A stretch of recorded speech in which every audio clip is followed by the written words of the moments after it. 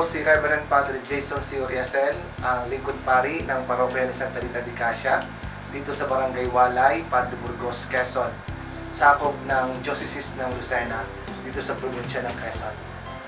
So ang Santa Rita de Casia po, ang parokya pong ito, ay nagbuo po ng kooperatiba buhat sa mga munting sambayanang Kristiyano, mga manggagawa, mga magsasaka, at nagkaisa kami na bumuo ng kooperatiba para higit na maitaas ang antas ng buhay ng mga magsasaka.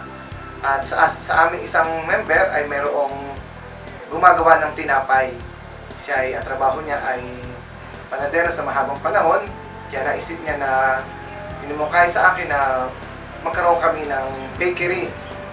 At na lumapit ako sa social action kung tutulungan, at sinabi niya sa akin na pwede siya magpahiram ng puhunan para sa pagpapasimula ng aming bakery na tinawag nga naming Panderita. Tinapay ng masa sa budget ay kasya. Kumbaga ay ito po ay murang tinapay para sa sambayanan. Dahil nga po lumalago, hindi po namin masustain ang pangangailangan po para po sa mga materyales, mga kagamitan para po sa bakery. Nagbakasakali po kami na lumapit sa Pondo ng Pinoy. Mga kinuha namin mga pangkaraniwan na mamamayan dito po sa aming parokya o dito sa aming bayan ng Padre Burgos, Quezon. So, sa ngayon po kami ay halos nasa 10 po na gumagawa sa Panderita. Dahil nga po lumalago, hindi po namin masustain ang pangangailangan po para po sa mga materyales, mga kagamitan para po sa bakery.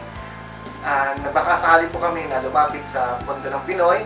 So, nakapagbigay po sa amin ng Pondo ng Pinoy na nasa 222,000 po na puhunan, dagdag puhunan para po sa aming bakery. So, seminarista pa lamang po ako ay alam ko na po na may Pondo ng Pinoy. Kaya po, dito rin po sa aming parokya, hanggang ngayon po ay kami nakikibahagi pa rin po ng Pondo ng Pinoy.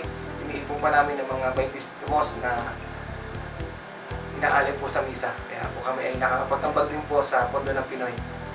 Kaya nagbakasakali po kami na lumapit para po sa pangangailangan ng aming proyekto. Dahil nga po kami nilalaga ng pondo para sa aming bakery, mas dami pong aming nabibigyan ng serbisyo.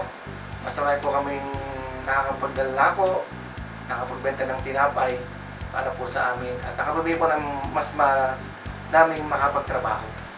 So, meron din po na mga challenges na hinaharap. Isang po, kaunti lang ang benta. Isang po ay kaunti lang yung kita. Pero ang mahalaga po, sabi ko, ay mahalaga po hindi yung kita masyado. Ang mahalaga po ay may natulungan tayo na tao. Sabagat ibaga po minsan po ay dahil nga po mababa ang benta, wala po halos kita. Maunti ang kita, pero at least sabi ko po na magbigay naman tayo ng trabaho. So hindi mo po kami kumita ng malaki.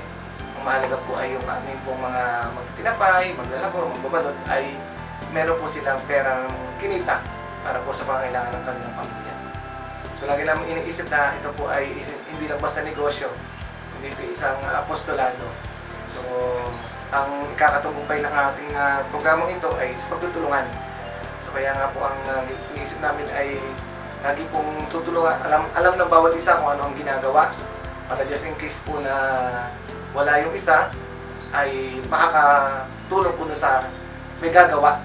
So sabi, binibiro ko nga po yung mga kasama ko, sabi darating araw, hindi lang tayo basta magtitinapay. Kung ganito mo, sisama natin, kayo na ay may mga kanya-kanya ng bakery, sapagkat dito tayo nagsimula. So hindi rin pangarap ko sa kanila, sabi hindi lang tayo basta habang buhay ganito, sana ay mas malawak pa.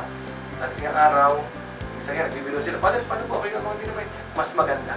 Sapagkat ibig sabihin ay natutuwa ka namin na mapalago, hindi ka na natili na manggagawa. Ang mahalaga yung natutunan ka, at darating araw, mas masaya po, mas maganda. Hindi namin isip na siya kakompetensya, kundi kasama sa pag-unlad po. So nakita ko po doon yung kahalagahan ng pagsasama-sama.